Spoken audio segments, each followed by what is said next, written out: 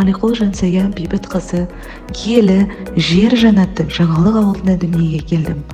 Номер 37-ші орта мектепте ең алғаш мектеп табалдырығын аттап, осы киелі білім ордасында білім алдым.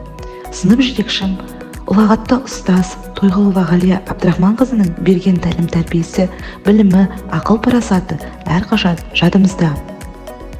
Ұстаздықтың қандай ұлы мамандық екенін көріп, ана жолын қуып, Алматы қаласындағы номер 1-ші Алматы Қазақ мемлекеттік гуманитарлық педагогтық колледжіне бастауыш сынып мұғалімі мамандығына оқуға түстім.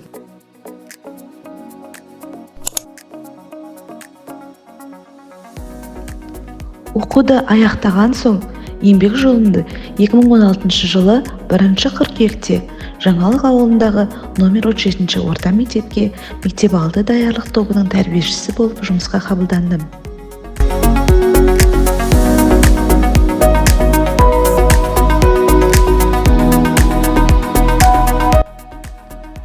Мен өз сабағында компьютерлік технология арқылы әртүрлі көрнекі құралдардың принциптерін ұстанамын. Мысалы, қазіргі таңда графикалық және танымды болып жатқан жасанды интеллект арқылы сабағымды қызықты әрі балаларға түсінікті болу үшін түрлі оқытудың белсенді әдіс-тәсілдерін қолданамын.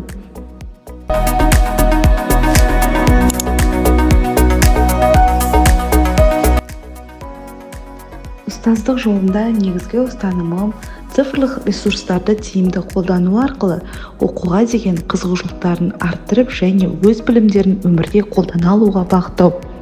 Ұстаздың биігі ойлана қарасаң биіктей береді, үңіле қарасаң тереңдей береді.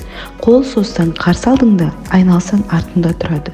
Ұстаз әрбір адам өміріндегі ең маңызды тұлға.